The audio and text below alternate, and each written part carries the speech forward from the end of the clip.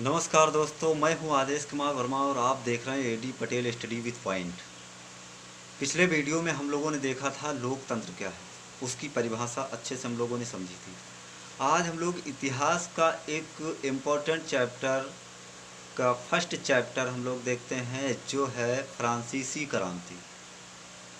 क्रांति अक्सर पूछी जाती है, तो पहले चैप्टर के अंतर्गत ये पूछा जाएगा कि फ्रांसीसी क्रांति क्या है, कैसे हुई, किन परिस्थितियों के मध्य हुई, उसका उत्पन्न होने का मुख्य रीजन क्या था, किसकी वजह से फ्रांसीसी क्रांति उत्पन्न हुई। तो पहले में हम लोग देखते हैं कि फ्रांसीसी क्रांति की जो शुरुआत हुई उसमें सन 1774 ईस्वी में लुई 16 फ्रांस का एक राजा था, जो 1774 ईस्वी में राजगद्दी संभाली। उस समय जो फ्रांस का समाज था, वहाँ की रहने वाली जो जनता थी, 3 वर्गों में बटी थी। तो तीसरे वर्गों में सबसे मध्यम श्रेणी के लोग आते थे, जिसमें गरीब किसान, मजदूर वर्ग लोग आते थे। उन गरीब किसानों पर तथा मजदूरों पर फ्रांस का जो सम्राट लुई 16 था, विभिन्न प्रकार के जुल्म करता था, अत्याचार करता था। उसके अत्याचार से परेशान होकर वहाँ जो फ्रांस की जनता थी, वो क्रांति करने पर मजबूर हो गई और वहाँ के लोगों से तंग होकर सन 1789 में फ्रांसीसी क्रांति उत्पन्न कर दी गई। इसी का नाम फ्रांसीसी क्रांति रख दिया गया। अब ये फ्रांसीसी क्रांति है क्या, किस कारण उत्पन्न हुई, तो आगे नोट करते हैं। हम पॉइंट लिखेंगे कि क्रांति के मुख्य कारण क्या थे, जिनके कारण क्रांति उत्पन्न हुई। तो पहला कारण हमारा था अत्यधिक कर। लुई 16 ने 5 ऐसे कारण थे जिसके कारण वहाँ पे क्रांति हुई।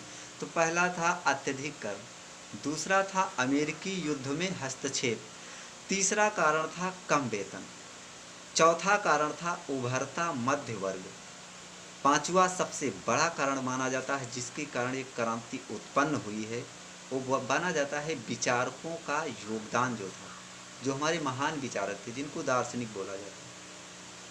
तो 5 लिख लिए: अत्यधिक कर, कम वेतन, अमेरिकी युद्ध में हस्तक्षेप, उभरता मध्य वर्ग, विचारकों का योगदान।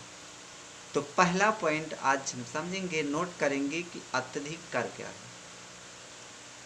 तो तीसरे वर्ग में जो जनता थी, वो सबसे गरीब श्रेणी की थी, किसान थे, मजदूर थे। उन पर फ्रांस का जो लुई 16 था, लुई 16 ने कर व्यवस्था काफ़ी हाई फाई कर दी थी। लोगों पर तरह तरह के कर लागू कर दिए थे, जिनके चलते गरीब मजदूर वर्ग के लोग परिवार के लिए 2 वक्त की रोटी भी नहीं जुटा पाते थे। ये तो एक प्रथम कारण हो गया जिसके कारण फ्रांसीसी क्रांति उत्पन्न होती है। दूसरा हमारा कारण सबसे बड़ा ये आता है कि अमेरिकी युद्ध में हस्तक्षेप। अमेरिकी युद्ध में हस्तक्षेप होता है। तो दूसरा हमारा सबसे बड़ा कारण बताया गया कि अमेरिकी युद्ध में हस्तक्षेप। फ्रांस ने ब्रिटेन और अमेरिका के युद्ध में साथ दिया। फ्रांस ने ब्रिटेन और अमेरिका के बीच चल रहे युद्ध में उसने साथ दिया। फ्रांस अपनी सेना को तैयार करने में काफ़ी खर्चा कर दिया, पूंजी जो थी काफ़ी खर्च हो गई, जिससे फ्रांस पर कर्ज का बोझ लद गया और कर्ज के बोझ के कारण उसने मध्यम श्रेणी के लोगों पर कर व्यवस्था लागू कर दी थी। एक दूसरा सबसे बड़ा कारण यह था कि फ्रांस ने अमेरिका का साथ दिया था, और भी ब्रिटेन से जब युद्ध हो रहा था। तीसरा कारण हमारा आ जाता है कम वेतन। तो तीसरा कारण हमारा बताया गया कि कम वेतन। फ्रांस में जिस दर से जनसंख्या बढ़ रही थी, वहाँ पर उसके हिसाब से खाने पीने की वस्तुएं कम थी। लोग कार्य करने जाते थे, उनका वेतन कम था। पुरुषों की अपेक्षा स्त्रियों का वेतन कम, बराबर तुलना में वेतन नहीं दिया जाता था। एक सबसे बड़ा कारण ये था कि पुरुषों तथा स्त्रियों में भेदभाव लुई सोलह के शासन में किया जाता था। एक मुख्य बिंदु ये भी आ जाता है फ्रांसीसी क्रांति उत्पन्न होने का। तो इस प्रकार कम वेतन की वजह से गरीब लोग अपने परिवार के लिए जरूरत की वस्तुओं को नहीं जुटा पा रहे थे, खाना पानी की व्यवस्था नहीं कर पा रहे थे।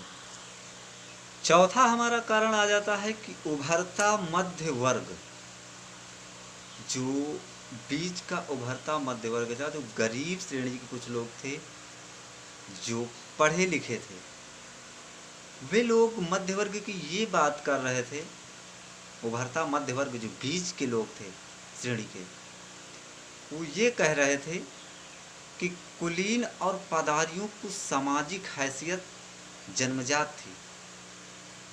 वहाँ के जो लोग थे उभरता मध्य वर्ग की बात कहा कि कुलीन और पदारियों की जो सामाजिक हैसियत है वो जन्मजात थी, और ये बात मध्य वर्ग को अच्छा नहीं लगा। कुलीन और पदारियों की जो सामाजिक हैसियत थी वो जन्मजात थी, परिवार से एक दर पीढ़ी, पीढ़ी दर पीढ़ी चला आ रहा था, एक दूसरे से तीसरे, तीसरे से चौथे। तो इस प्रकार मध्य वर्ग को यह अच्छा नहीं लग रहा था। उसने कहा हैसियत को जन्मजात से न देखते हुए ज्ञान की दृष्टि से देखा जाए, नॉलेज की दृष्टि से देखा जाए। ये एक कारण था, भेदभाव किया जा रहा था वहां पर। और इसी के साथ पांचवा जो सबसे महत्वपूर्ण कारण है, सबसे महत्वपूर्ण reason, it is most important reason, जो रीजन है जिसके कारण फ्रांसीसी क्रांति उत्पन्न हुई, लोगों की सोच में एक बदलाव आया, जिस सोच ने लोगों में क्रांति करने के लिए उनको मजबूर कर दिया। पांचवा कारण आता हमारा, सबसे बड़ा नोट करेंगे कि विचारकों का योगदान।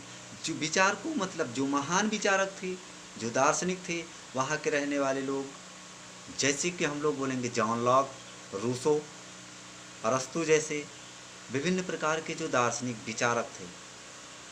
उस समय के कुछ दार्शनिक जो थे, जैसे कि अभी हमने बताया जॉन लॉक और रूसो, अरस्तु, उन लोगों ने वहाँ के लोगों में कहा समानता तथा भाईचारे की बात कही कि लोगों में समानता होनी चाहिए, प्रेम होना चाहिए, परस्पर एकता होनी चाहिए, समान दृष्टि से देखा जाना चाहिए, अपनी बात कहने का अधिकार होना चाहिए।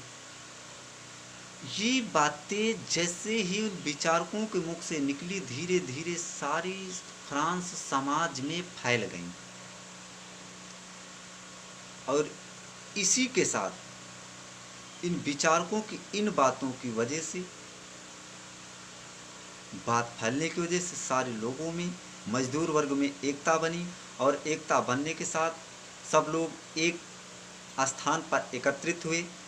पेरिस का वो नगर आप लोग अच्छे से जानते हैं। तो इसी के साथ फ्रांसीसी क्रांति की शुरुआत हो जाती है। फिर समाज मिलकर लुई सोलह के साथ क्रांति कर देता है, और इस प्रकार इस क्रांति की वजह से आगे चलकर फ्रांस के समाज में एक गणतंत्र राज्य की स्थापना होती है, और फ्रांस का समाज काफ़ी खुशहाल हो जाता है, नए नए नियम लागू हो जाते हैं, और एक बदलाव की तरफ आगे फ्रांस का समाज बढ़ता है। ये थी हमारी फ्रांसीसी क्रांति, जिसके कुछ रीजन थे, कुछ महत्वपूर्ण योगदान था कुछ विचारकों का, कुछ कारण थे जिनके कारण फ्रांस में क्रांति उत्पन्न हुई। आगे हम लोग देखते हैं क्रांति से सामाजिक क्षेत्र में क्या परिवर्तन हुए। जो फ्रांस में क्रांति हुई, उस क्रांति की वजह से समाज में क्या परिवर्तन हुए, फ्रांस से दूसरे अदर कंट्री के लोगों ने क्या सीख ली। तो सन 1789 ईस्वी की जो फ्रांस की क्रांति थी, लगभग सभी देशों के सामाजिक क्षेत्रों की दिशा बदलती थी। प्रत्येक देश के लोग, प्रत्येक देश का समाज वहाँ से सीख ले रहा था कि हमको भी अपनी कमी सुधारना है, हम लोगों को की प्रति क्या जुल्म किए जा रहे हैं, क्या हमारे अधिकार हैं, क्या मौलिक अधिकार हमसे छीने जा रहे हैं। इस प्रकार से सारे समाज में बहुत बड़ा एक बदलाव हुआ और इस कारण ये फ्रांसीसी क्रांति उत्पन्न हुई और समाज में एक बड़ा बदलाव आया। आगे फ्रांस का सम्राट नेपोलियन बनता है। आगे हम लोग दूसरे चैप्टर में पढ़ेंगे नेपोलियन का उदय। इसी फ्रांस से रिलेटेड दूसरा भाग इसका आएगा, नेपोलियन का उदय क्या है, नेपोलियन बोनापार्ट कौन था तथा वाटरलू का युद्ध क्या था। विभिन्न प्रकार की जानकारी हम लोग देखेंगे। तब तक के लिए नमस्कार।